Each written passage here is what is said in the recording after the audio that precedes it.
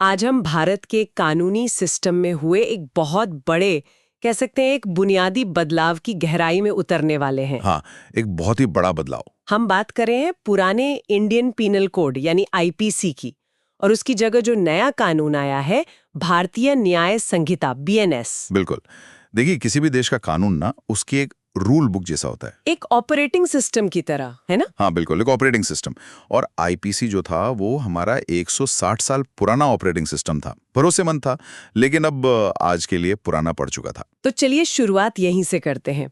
ये जो पुराना सिस्टम था आईपीसी, इसे बदलने की जरूरत पड़ी ही क्यों? मतलब 160 साल, ये तो बहुत लंबा समय है। देखिए, इसकी जड़ें हमारे इतिहास में हैं। ये जो इंडियन पीनल कोड था, ये 1860 में अंग्रेजों ने बनाया था। हाँ, अंग्रेजों ने, और खास तौर पर 1857 की क्रांति के ठीक बाद। तो इसका मकसद था राज करना, भारतीयों पर नियंत्रण रखना और दंड देना। और यहीं पर बीएनएस यानी भारतीय न्याय संहिता आती है। तो ये सिर्फ एक नाम का बदलाव है या फिर सोच का भी? नहीं नहीं, ये सोच का ही बदलाव है। आपने बिल्कुल सही सवाल पूछा। इसका जो सबसे बड़ा बदलाव है वो है इसका फोकस, जो सजा से हटकर न्याय पे आया है। अच्छा, न्याय और पीड़ित की मदद पर। बिल्कुल। प्राथमिकता अब नागरिक की सुरक्षा है। और ये समझना भी जरूरी है कि ये सिर्फ आईपीसी का बदलाव नहीं है। अच्छा। हाँ, सीआरपीसी और एविडेंस एक्ट को भी बदला गया है। मतलब ये पूरे क्रिमिनल जस्टिस सिस्टम का एक रीबूट है। आज की दुनिया तो पूरी डिजिटल है। बिल्कुल। तो क्या नए कानून में इसका ध्यान रखा गया है? क्योंकि पुराने कानून के समय तो इंटरनेट या मोबाइल जैसी कोई चीज थी ही नहीं। हाँ, और ये सबसे जरूरी सुधारों में से एक है। आईपीसी के टाइम पे ना मोबाइल थे ना इंटरनेट। सबूत का मतलब सिर्फ कागज या गवाह होता था। बिल्कुल। तो बीएनएस में अब एसएमएस, व्हाट्सएप चैट, ईमेल, यहाँ तक कि वीडियो रिकॉर्डिंग को भी असली सबूत माना जाएगा। मतलब ये अब वैलिड एविडेंस है। हाँ बिल्कुल वैलिड है। इसी से जुड़ा एक और पहलू है ईएफआईआर, मतलब ऑनलाइन शिकायत। ये सुनने में तो बहुत अच्छा लगता है, पर क्या इससे सिस्टम पर बोझ नहीं बढ़ेगा? ये एक जायज सवाल है। देखिए, ईएफआईआर का मकसद न्याय तक पहुंच आसान बनाना है। और इसके गलत इस्तेमाल को रोकने के लिए हर ईएफआईआर की पहले एक प्राथमिक जांच होगी, फिर उसे रेगुलर एफआईआर बनाया जाएगा। ठीक है।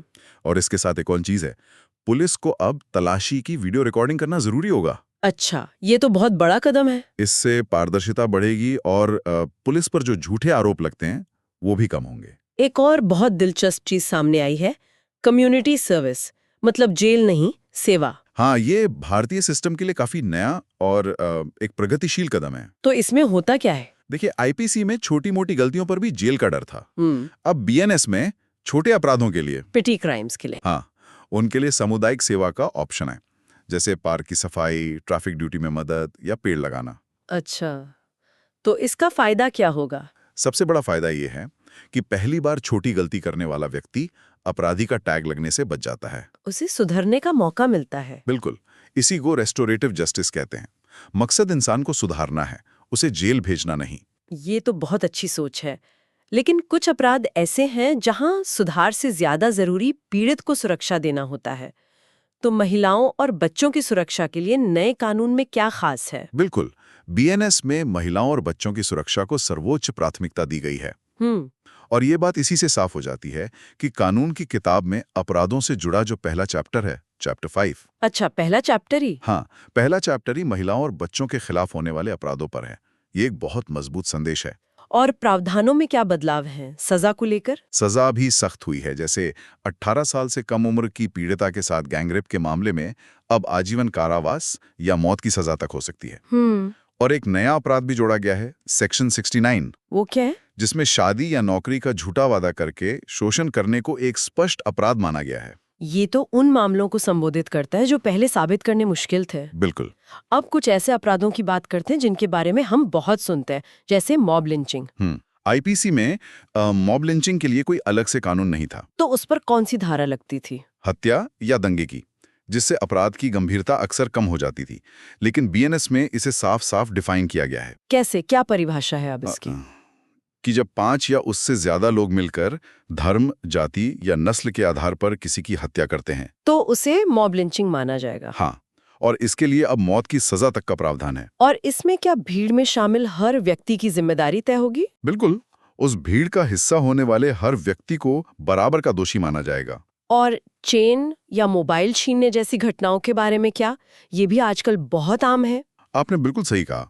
पुराने सिस्टम में इसे अक्सर एक सामान्य चोरी मान लिया जाता था, लेकिन बीएनएस इसे एक अलग और गंभीर अपराध मानता है।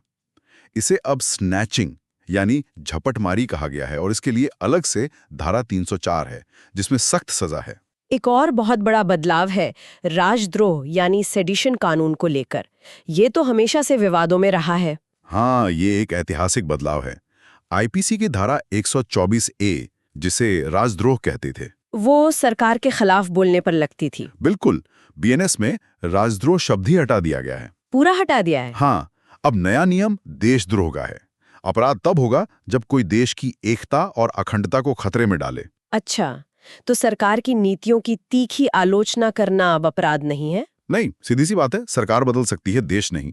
सरकार की आलोचना लोकतंत्र का हिस्सा है। ये बदलाव किया गया है। हाँ, ये बहुत जरूरी था। आईपीसी की धारा 309 में आत्महत्या की कोशिश करना भी एक अपराध था, मतलब जेल हो सकती थी। ये तो एक तरह से पीड़ित को ही सजा देना हुआ। बिल्कुल, बीएनएस ने इसे अपराध की श्रेणी से हटा दिया है। सोच ये है कि ऐसा करने वाला इंसान गहरे तनाव में है, उसे पुलिस की नहीं, डॉक्टर और परिवार की मदद की जरूरत है। अब एक सवाल जो बहुत लोगों के मन में होगा, हिंदी फिल्मों की वजह से कुछ धाराएं जैसे दफा 302 या 420 हमारी आम बोलचाल का हिस्सा बन गई थीं। क्या वो भी बदल गई हैं? हाँ, वो भी बदल गई हैं। अपराध वही हैं, पर उनका पता मतलब सेक्शन नंबर बदल गया है। जैसे हत्या, जो पहले आईपीसी 302 थी, वो अब बीएनएस में धारा 103 है। अच्छा, और धोखाधड़ी 420? धोखाधड़ी अब धारा 318 है। और दुष्कर्म, जो पहले 376 था, अब नई संहिता में धारा 64 है। मतलब 420 का मुहावरा अब कानूनी तौर पर पुराना हो गया है। हाँ, कह सकते हैं। और हिट एंड रन मामलों का में क्या नया है? ये भी एक बड़ी समस्या रही है। इसमें भी सोच का बदलाव दिखता है। बीएनएस की धारा 106 कहती है कि ड्राइवर का फर्ज घायल की मदद करना है। तो अगर कोई मदद करता है तो? अगर एक्सीडेंट के बाद ड्राइवर पुलिस को बताता है या घायल को अस्पताल ले जाता है तो उसकी सजा कम होगी। और अगर भाग जाता है तो? 10 साल तक की सख्त जेल हो सकती है। यहाँ मकसद सजा देने से ज्यादा जानें बचाना है। तो चलिए इस पूरी चर्चा को अगर संक्षेप में समझना हो, कोई पूछे कि आईपीसी और बीएनएस में मुख्य अंतर क्या है, तो हम क्या कहेंगे? देखिए, सबसे पहला और बड़ा अंतर है उद्देश्य। आईपीसी का मकसद था दंड, बीएनएस का है न्याय। ठीक है। दूसरा, आधुनिकता। बीएनएस डिजिटल सबूतों को मान्यता देता है। तीसरा, बीएनएस में नई सजाएं हैं, जैसे कम्युनिटी सर्विस और मॉब लिंचिंग जैसे अपराधों की नई परिभाषा है। बिल्कुल। चौथा, राजद्रोह खत्म, अब देशद्रोह है, यानी सरकार की आलोचना और देश के खिलाफ साजिश में फर्क। और कुल मिलाकर ये ज्यादा नागरिक केंद्रित लगता है। सेक्शंस भी 511 से घटकर 358 हो गए हैं, तो ये ज्यादा छोटा और व्यवस्थित भी है। तो इन सब का सार क्या निकलता है? एक नागरिक के तौर पर हमें क्या समझना चाहिए? निष्कर्ष ये है कि कानून बदले हैं, अब हमें एक समाज के तौर पर भी अपनी सोच और व्यवहार को बदलना होगा। बीएनएस एक सुरक्षित और न्यायपूर्ण भारत के लिए एक नई शुरुआत है। इन कानूनों को जानना हम सबकी जिम्मेदारी है। ये हमें डराने के लिए नहीं है, हमारी सुरक्षा के लिए है। और अंत में, जैसा कि हमारा राष्ट्रीय आदर्श वाक्य है, सत्यमेव जयते, सत्य की ही जीत होती है। अपडेटेड रहें, सुरक्षित रहें, और शायद सोचने के लिए ये सवाल सबसे अहम है कि जब कानून आज के भारत के लिए अपडेट हो गए हैं, तो एक न्यायपूर्ण समाज बनाने के लिए एक नागरिक के तौर पर हमें अपनी जिम्मेदारियों को कैसे अपडेट करने की जरूरत है।